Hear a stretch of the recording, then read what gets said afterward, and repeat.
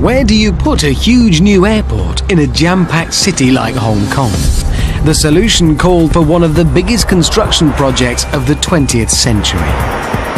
Just how crazy would you have to be to build one of the world's busiest airports here, right in the middle of the sea and in the heart of a typhoon zone?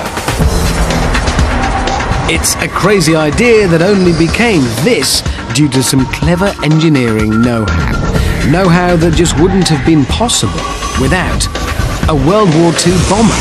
Oh, my word! A Cold War spy bug. Come here. An 800-year-old water pump. A brass band. And a vintage racing car. Oh dear.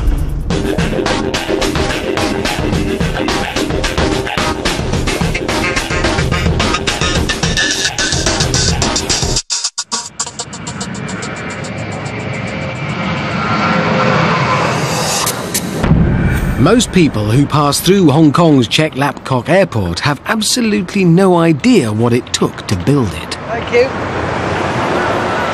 15 years ago, I couldn't have done this.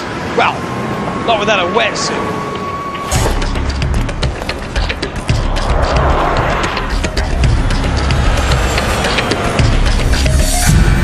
The land for Hong Kong's new airport had to be created.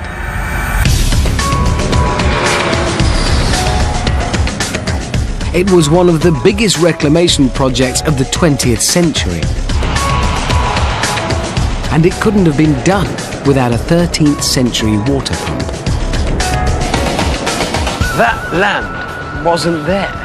The roads, the runways, the buildings, the aircraft, none of it. It was all just sea.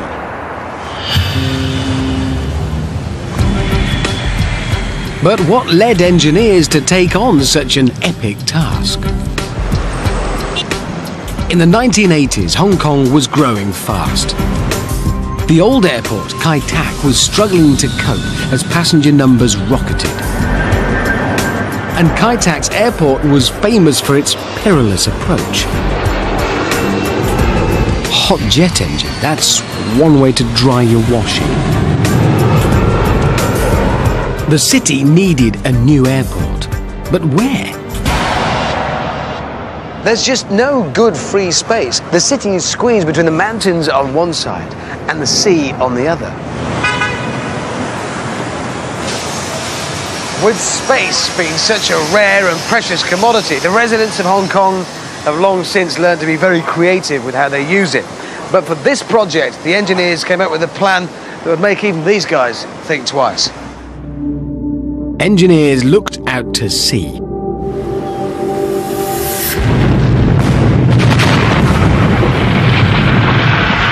They set about blasting and levelling two islands off the coast of Hong Kong, Chek Lap Kok and Lam Chau. The plan was to join them and create one big island out of the blasted rock. Except the seabed between the islands was soft marine clay up to 20 meters deep. The island needed a firm foundation, so they had to get rid of the clay. All of it. Engineers called in the world's largest fleet of dredger ships to suck it all up. The dredgers work like giant vacuum cleaners, and they rely on a connection that was invented in what is now Turkey 800 years ago. Back then, the ruler wanted to turn arid land above a river into lush green fields. It sounds like the beginning of some fantastic ancient fairy tale. You know the kind of thing. Whoever manages this incredible feat gets the hand of the king's daughter in marriage, or is banished forever if they mess it up.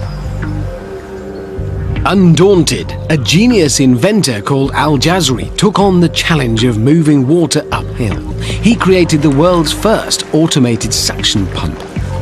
Professor Al-Hassani is an expert in ancient technologies. So this is the resulting, well, not this exact one, obviously this is a replica, so what is it? It is. It's supposed to be a suction pump. So this is a suction pump? It is. But hang on, they didn't have BMXs in... 1206. 1206, yes. They didn't have BMX bikes. So what's that here to represent in this? This actually represents the water wheel that was driven by a river. So the same river that supplied the water that was going to be pumped uphill to distribute to towns and villages actually supplied the power to do that. Exactly. And I'm guessing that has to be pedalled by somebody, and I'm guessing you're not doing that, Professor. Oh, no, thanks very much. Okay, I'll do that. The last thing I was expecting this morning was a workout. So, this piston is the heart of the machine. Just like a syringe, it sucks in water through a pipe from the pond, then drives it out through the chamber and up the outlet hose at the top. The flap valves mean the water can only go in one direction, upwards. And if you can suck up water, you can suck up mud. You'll see that now it's clear water coming out and being pumped, but as we disturb the soil in the riverbed, then the sediments will go up with the water, and hence we have the beginning of dredging. What was good for Al Jazri in the 13th century was good for Hong Kong in the late 20th. Just as Al Jazri's pump sucks up water, the dredging team at Chek Lap Kok sucked up sludge from the seabed. Only they did it a bit faster. 10 tons a second for 2 years. We need a lot of bicycles for that. With all the mud sucked up, engineers had a stable base on which to build. And by 1995, the island for Hong Kong's new airport was complete.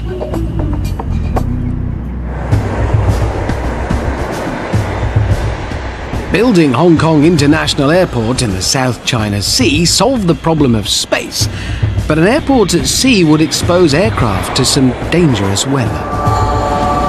Hong Kong International Airport sits in the pathway of deadly typhoons. But meteorologists can easily see a typhoon hundreds of kilometers wide as it races in. It was, in fact, an invisible threat to planes that airport designers really worried about. There is another kind of weather that can ambush unwary pilots, and it can be lethal for planes precisely because it is less predictable. It's wind shear. Wind shear is any localized change in wind speed, and Hong Kong International Airport is located in a high-risk zone. Positioned between mountains and the ocean, normal wind patterns don't apply here. Rapid wind changes can affect the amount of lift on aircraft wings, causing planes to accelerate or stall catastrophically. Aircraft can literally fall out of the sky or be blown off course. Fortunately, planes in Hong Kong are protected from wind shear. And incredibly, all because of a connection to a brass band.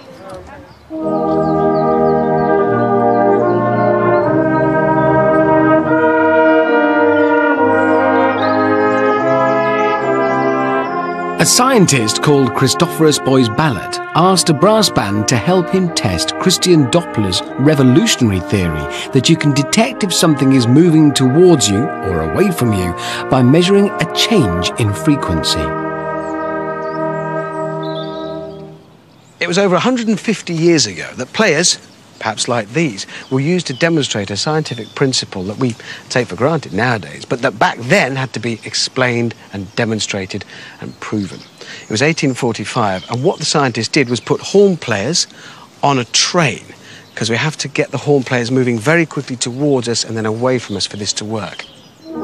150 years ago, of course, scientists didn't have health and safety forms to fill in. Now there's no way I was going to be allowed to risk these young people to prove a theory.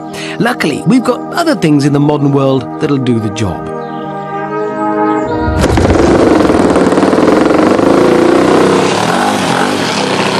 It doesn't play a tune, but it does make noise, and it moves fast.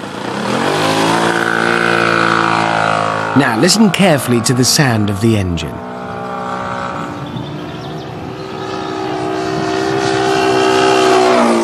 As it gets closer and then further away, the noise it makes changes, but it doesn't just get louder and then quieter. It changes in pitch. It's called the Doppler effect.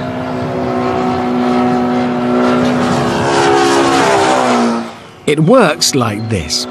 The plane produces sound waves. When it travels towards us, the waves bunch closer together, changing frequency and creating a higher pitched sound. As the plane flies away, the sound waves stretch out and the frequency and pitch change again.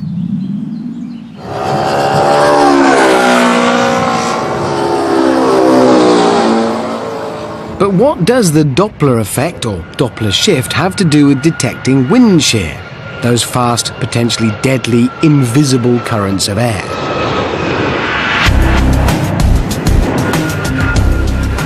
Well, using Doppler's principle, Hong Kong pioneered an advanced wind shear warning system. And the airport's first line of defence is 12 kilometres from the runway. Chek Lap Kok is right the way over there on the horizon. You'll have to sort of trust me that it is, but it is. You can just see the towers. Over here, this is part of its wind shear and turbulence warning system. And yeah, it is distant, but because of the water, it's got clear line of sight. This radar detects wind shear by looking for water droplets, usually rain. The radar waves bounce off the droplets and back to the tower. The airport can tell whether the rain is moving away from or towards the radar by measuring the change in frequency of the waves that bounce back, just like the sound of the plane changed as it flew past. Pilots can be alerted of big changes in frequency that can signal dangerous wind shear.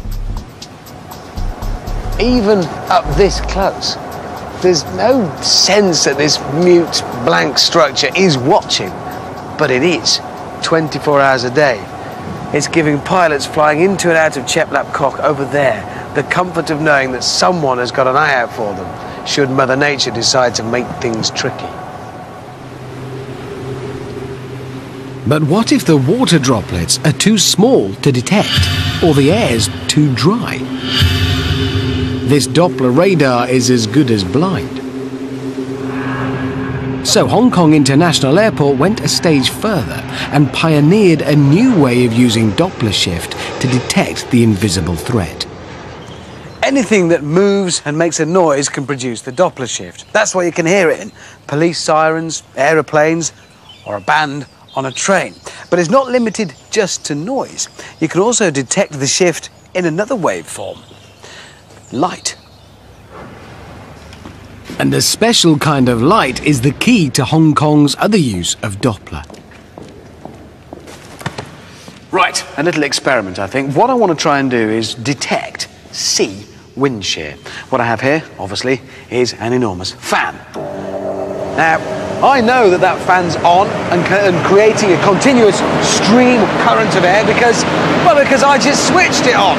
But what if there was no fan and you couldn't tell? How would you know that stream of air was there? Because, well, you can't see it. Air is invisible. And that's what presents the danger to aircraft. So I'm going to ask Steve over here to see if, using your helicopter, you can tell me whether that fan is on. Flying along, straight level. Oh no! Ah, Fan was on then. yeah, it was definitely on. Can we have the fan off, please? Thank you. Now, I'm not going to pretend that what just happened there came as a surprise. Obviously, it didn't. But what if the pilot in our helicopter, oh dear, had been able to see that current of air, that wind shear? It wouldn't have come as a surprise. Things might have ended differently. Well, at Hong Kong, they do have a way of making the invisible visible. And it all relies on the fact that the air around us, although we think of it as being just empty and invisible, is full of millions of tiny particles. I don't mean the specks of dust you might see in a shaft of sunlight through a window. I mean microscopic particles. You could fit 100 of them across the width of a human hair. And if you can see those moving, then you can see air currents moving. Let me demonstrate. Turn on the fan. Right, so that's our current of air. That's the wind shear. I shall now introduce some particles to the air. lights. It's kind of working. It is kind of working, but I think we can do better by making an improvement. What I need to improve is the light. Obviously there's some light in here, that's why you can see me, but I need some specific light that I can control. So let's fire up the fan, please, first of all. That's our wind shear, our moving current of air. Now introduce, if you will, the microscopic particles. Well, the flour. I can't really make out anything in there, but if I shine the light from this torch, all of a sudden, where the light is reflected back off those moving particles, I can see it. If I turn it off, really nothing at all. With the light, you can see those particles moving. And that's how they do it at Hong Kong. Let's cut the fan, please.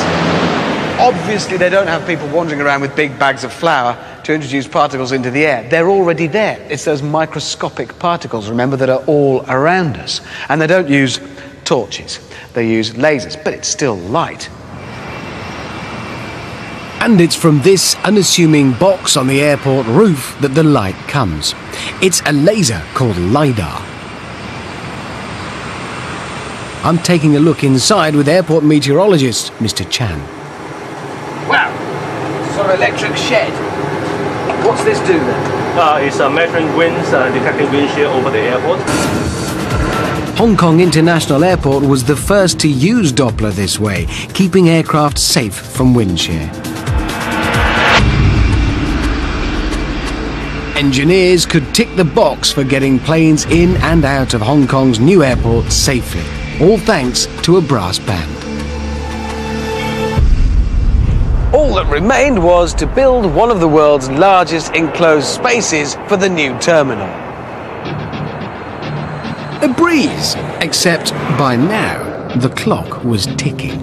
Hong Kong was due to be handed back to China by the British government. The project had to be completed before the handover, giving the engineers just 3 years to build one of the world's biggest airports.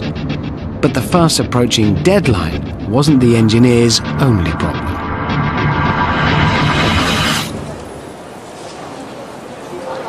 Here in Hong Kong, the designers were aiming to be very big. They wanted to create one of the biggest enclosed spaces in the world, and they wanted it to be light and airy.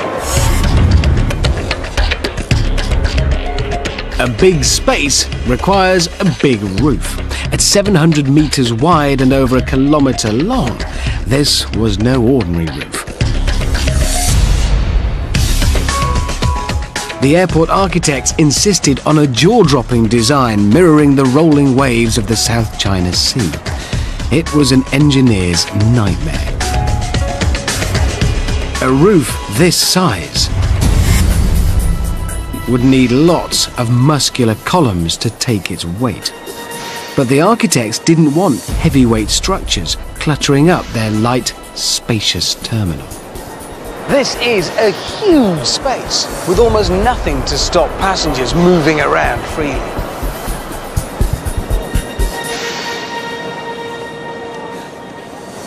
This is one of the pillars holding up the roof. The next one is all the way over there. And in the other direction, it's all the way over there. Those are huge spans. So how do such a small number of thin columns support a big roof? The answer? Make the roof really light. Only trouble is, a light roof isn't usually strong.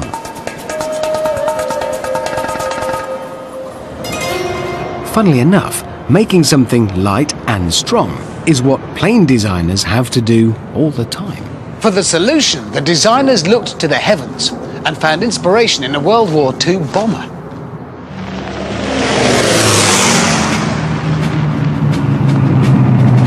It's the Wellington, a twin-engine British bomber used for nighttime raids over Germany in the Second World War. The crucial thing about the airframe was its strength.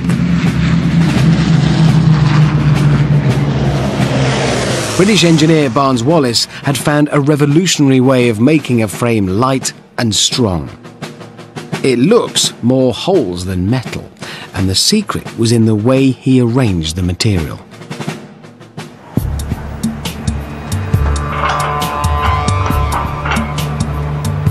It's not about the amount of metal you use, but how you use it. I've devised an experiment at my workshop to show how, with steel, less can be more. Okay, if we're ready, let's try and get it down, but let's get it between the bars. I don't get just anyone to be my technical advisor. Martin Manning was the chief structural engineer at Hong Kong International Airport. Okay, can we get down there? First, we're going to load up a standard I-beam used in buildings all over the world with 2.5 ton in weight, about the same as 2 family cars. So, here we go. As the chain slackens, the beam takes the full load. You can see it bending now. Yes, I can see the bend. This 130 kilo beam is holding up. Just. What happens when we increase the weight to 3.5 tons? Oh, here we go. So, let's slacken her off and have a look. Take the load off the crane. So when the chains start to go slack... There she goes. My word, that is not liking it at all. Don't take it any further. That's failed, isn't it? That's broken. That is seriously broken. That never even got near it. The steel beam fails completely at 3.5 tons. You could give this beam more muscle by bulking up, but that would also make it heavier, and they didn't want that at Hong Kong. Amazingly, we can send the I-beam on a diet and still make it stronger. Think Wellington bomber. The answer lies in simple geometry. So there are things you can do with just the same amount of material, the same weight, but organised in a different way, in a different shape, a different form. Absolutely. And that's what we're going to do next. Yep. We better tidy this up. That beam's really ruined. Broken. Spoiled. We're in trouble now, I think. Taking a cue from Barnes Wallace's Wellington design, I've reorganised the steel into a series of triangles. This lattice beam weighs almost 20 kilos less than the I-beam, yet it should be stronger, if the maths is right. The load is spread through the lattice, so it won't bend, or so Martin tells me. And you think this will be stronger? Yeah. Just because of the shape, the arrangement? I'm going to test Martin's confidence and load it with a much heavier weight. Right, let's have the lot on. All of it. We're loading up every slab we can find.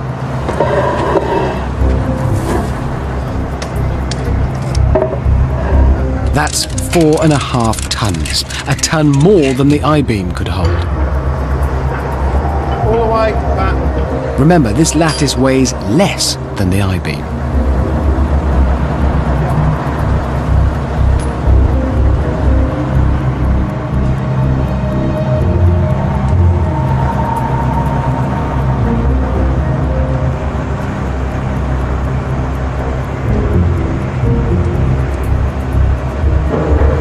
Okay, settling. It's down. So, if you watch it slacken off, now at this point, the I-beam just folded. Look at that. That's not moved at all. There we are. No. That's 4 tons of concrete and half ton of steel. And that's now happily supporting, what, 4.5 tons? And it's not even, that's content. Yeah, that's quite content. The other one easily failed at 3.5, so say it was safe at 2.75, say. So it's nearly twice the load. And it couldn't be any clearer, could it? So that shows how you arrange the steel makes a huge difference to the strength. Our lattice was composed of very strong triangles, just like the Wellington bomber. And a curved lattice of steel, also made of triangles, was exactly what the engineers needed to span the terminal roof in Hong Kong. Each 36-metre span could be bridged with just one huge but light lattice structure. It supports itself without the need for hefty pillars getting in the way, leaving the space free for passengers like me to roam around.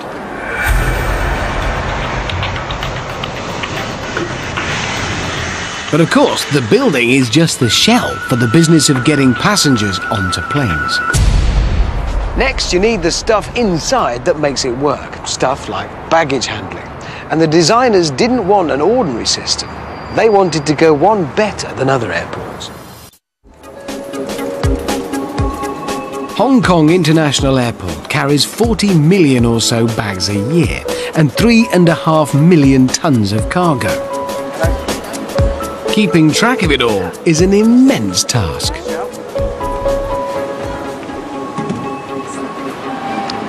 When you check in for a flight, you really want to be confident that your bags are going to come off the same aeroplane as you at the other end of your journey.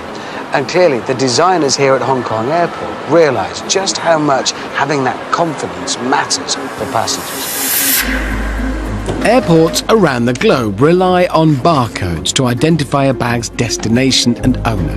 But barcodes have a success rate of only 85%. That means Hong Kong could lose 6 million bags a year, not counting 500,000 tons of cargo. That'd be a long queue at the lost luggage counter. The designers wanted to do better, so engineers had to pioneer a more advanced system. They wanted technology that allowed bags to be scanned at a distance and with greater accuracy. And they turned to a Cold War device for inspiration. Moscow, 1952. A security sweep revealed a bug at the American embassy, hidden in a replica of the Great Seal presented by the Russians over 6 years before. It was a revolutionary passive device operating without any kind of internal power supply. Baffled, the CIA called it the Thing. But with no sign of a battery to power the bug, how was the signal being transmitted? The answer provided the solution to creating Hong Kong's new baggage handling system. When a Russian spy fired a specific radio frequency at the Thing, it powered up the microphone and broadcast the ambassador's secrets. And a similar passive device sorts luggage in Hong Kong. But how?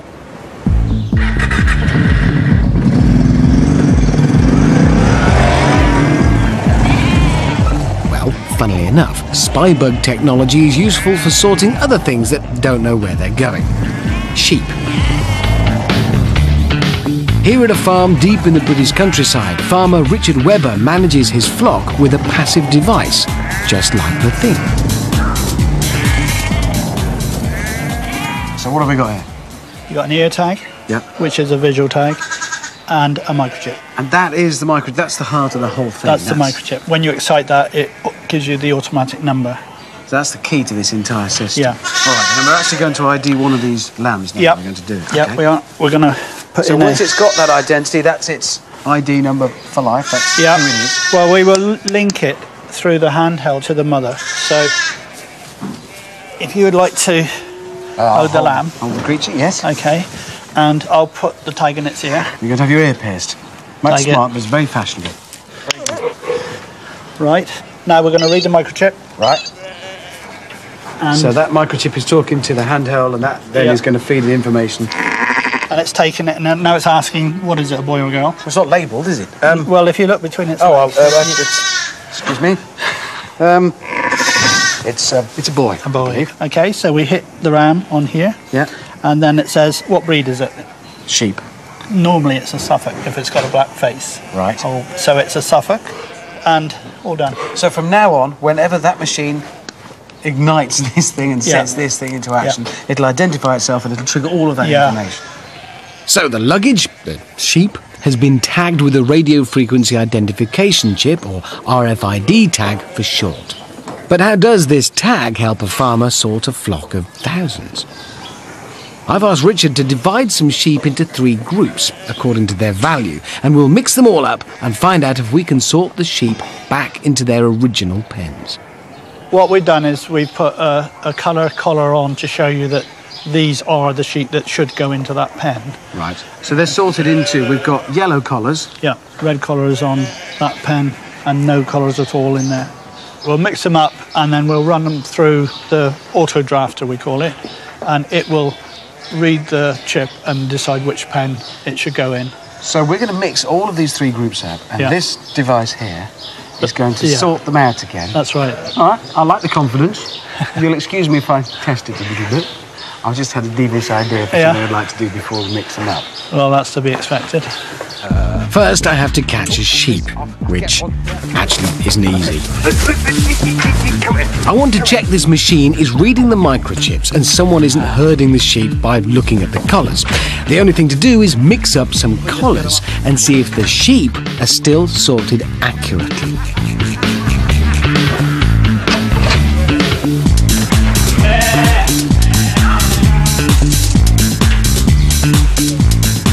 So where's a sheepdog when you need one? You don't want to go in, Richard.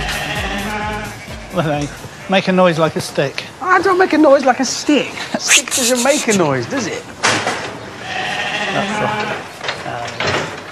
Right, that's the 3 groups, thoroughly mixed, and now we're going to sort them. Yep. I'm guessing with this. Yep. Okay. Here we go. It's a yellow collar. Now, if it's a genuine yellow collar sheep, it should go straight on. One door shut, and the other one opens, and it sent that one straight ahead. Yep. This is sort of hypnotic, watching it sort. Reds, that's correct.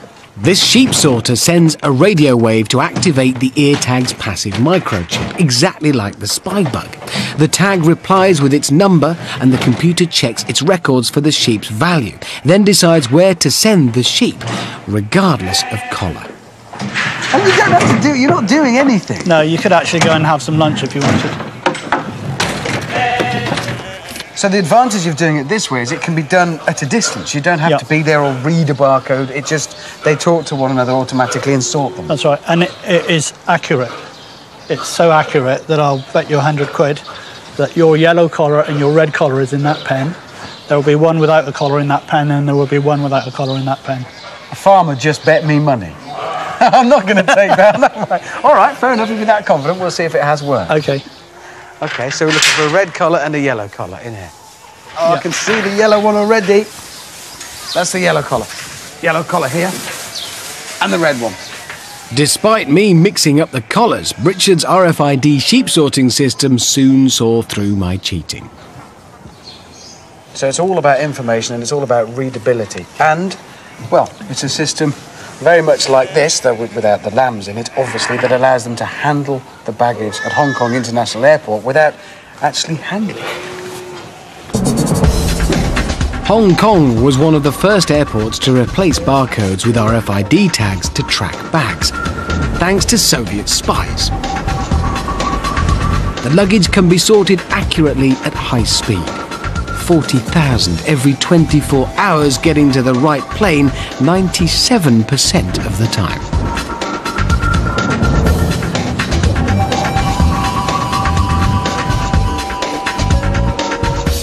Well, my bag is safely on its way to my plane, and very shortly I shall be joining it. Just time, I think, for a coffee and perhaps some shopping.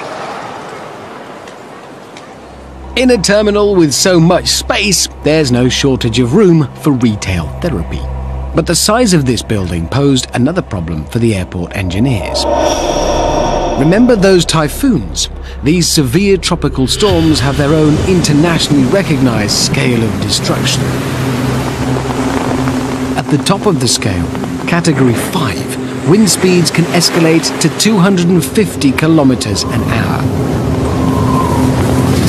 These typhoons wreak havoc in Hong Kong, sending everyone running for cover. Hurricane-force winds also cause problems for big buildings with high, flat sides. Exactly like this one, then. To protect Hong Kong's new airport from destruction, engineers looked to another type of transport and found the answer in a 1930s racing car. Engineers knew the solution had to be strong enough to keep the building together, but just how strong did it have to be? Thinking about the kinds of pressures these buildings have to stand up to, and we could look at the numbers all day long, but how do they actually feel? What happens? Well, to find out about that, I've come to the one place where I can be in control of the weather. A wind tunnel. A really, really big wind tunnel. I've asked engineer David Wayne to let me play in his expensive wind tunnel.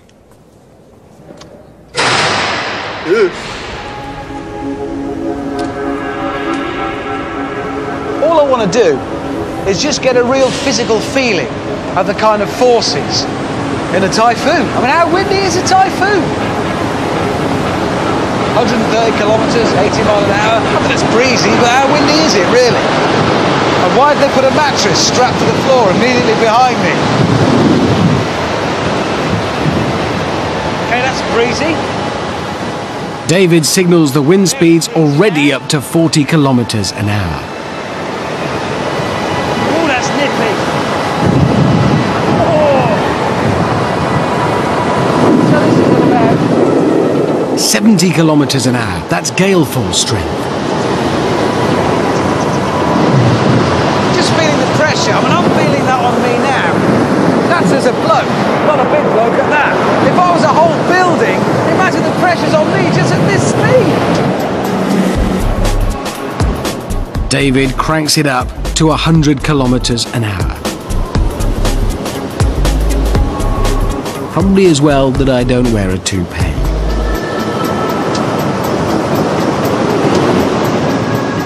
It's not long before we're hitting 112 kilometres an hour.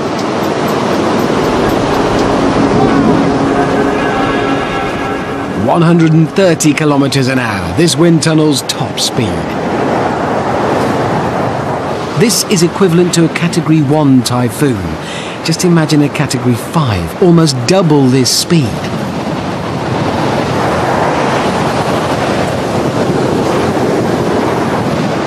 Well, I think I've made my point.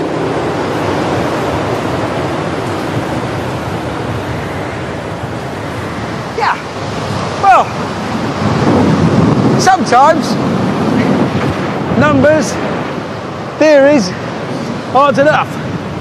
And you just got to experience something physically for yourself. And all I learnt there was wind, moving air can be very, very powerful stuff.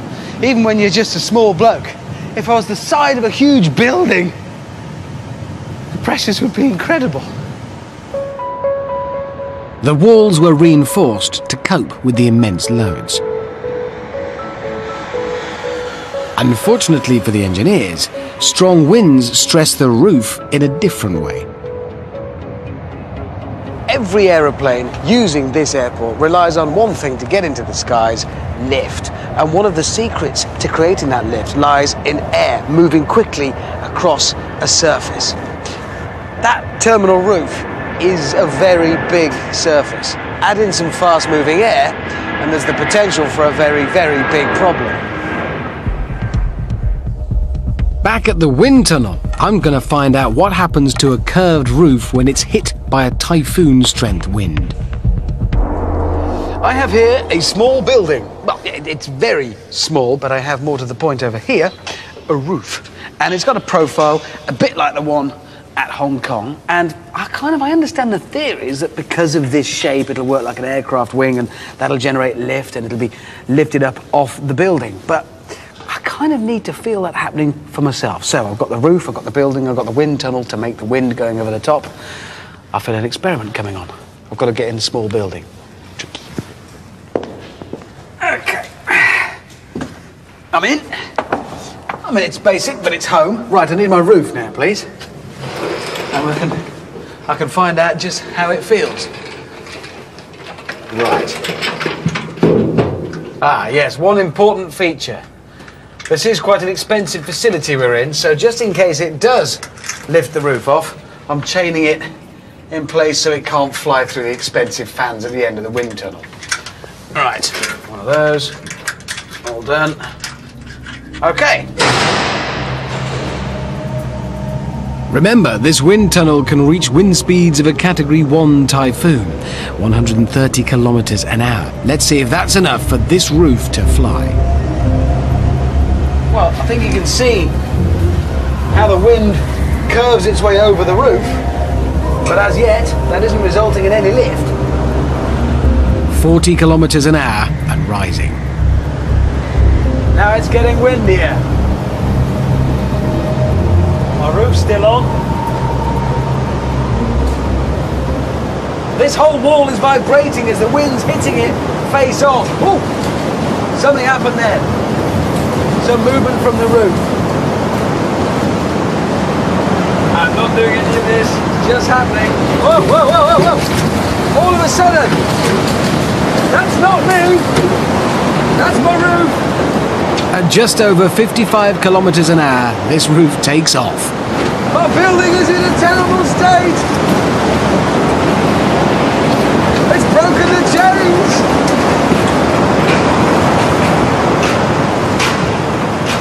You can just feel the lift.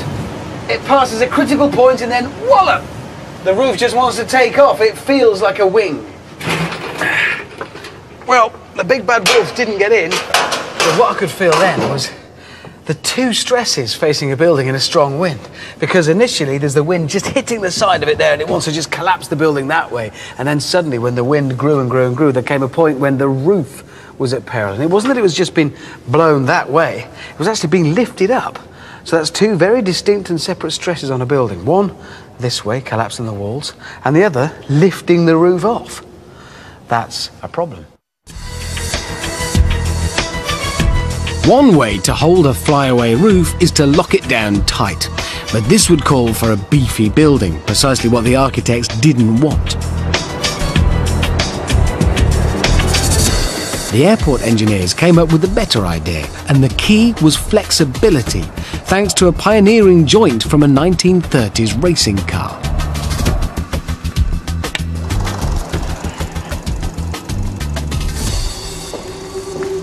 There it is. That is a Silver Arrow, a 1930s Mercedes racing car, and it featured a revolutionary new form of suspension that Mercedes had been pioneering. Probably one of the things that helped it dominate the 1937 Grand Prix season. But no sooner had that suspension been pioneered than it cascaded down from racing cars like that to more ordinary everyday cars, and you can still see it in use today. And there it is. It's a wishbone. A wishbone is a triangle of strengthened steel. It only allows movement up and down, stopping the wheels from moving in any other direction. Back at my workshop, I've come up with a little demonstration to pit flexibility against stiffness. There is an old fable about a sturdy oak tree being blown down in a storm and a tiny reed surviving it because it could bend with the wind. Well, I've devised a little illustration to prove how flexibility can be a greater defence than sturdiness, and that, of course, was the solution at Hong Kong International Airport. Here it is. This is, well, it's a car, obviously, not mine. What I've done is weld up the suspension. It's now solid, the link between the wheel and the car. There's no flexibility in there at all. That's enough words. I think we should just get on with this illustration. So lift it up, please. I'm going to move out of the way.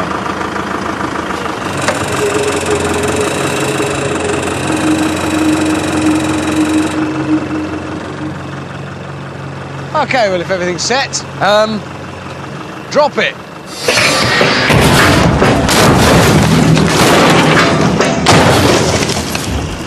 Oh dear. Yeah, I think we can see what's happened here. It's the suspension where it's mounted to the car, because there was no flexibility, it was just solid and sturdy where we welded it up, has come through the bonnet. It's ruined. So that was the sturdy approach. Let's try flexibility now. This car is flexible, but will it survive my stress test? Now, this car has fully functioning suspension. I'm not trying to sell it to you, I'm just pointing out that this one has the flexibility that the other one didn't. So, let's go through the same process and have a look what a difference it makes.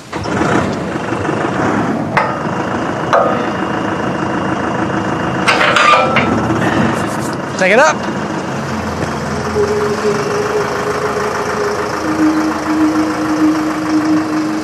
I've just cleaned it as well. Right then, let's do it. Drop it.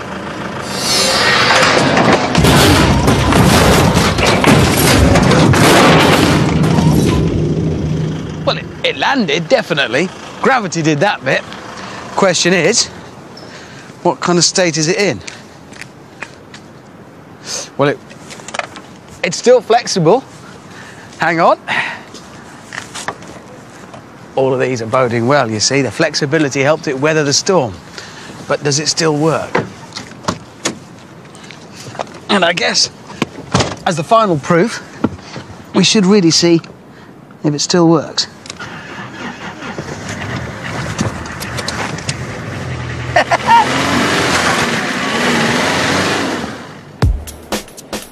The car's wishbone inspired airport designers to join the roof and walls, making a flexible joint, allowing for movement during typhoons. But unlike the car's wishbone, airport engineers had to design for 3 movements, not just one. The roof lifts like an aircraft wing, so the wishbone allows for up and down movement. But wind blasting the glass walls translates into a sideways movement, so it also has a sliding mechanism. For even greater flexibility, a knuckle bearing links the wishbone to the sliding bar. A total of 1,300 wishbones allow the building to flex and move in typhoon winds, thanks to a vintage racing car. So my flight's been called, and I'll board my plane knowing that my bag's been stowed safely and the plane will take off safely. Job done for the engineers of Hong Kong Airport. As planes take to the skies, very few travellers will have any idea of what an engineering achievement this airport really is. But it wouldn't have been possible without an 800-year-old water pump, a brass band, a Cold War spy bug, a World War II bomber, and a vintage racing car.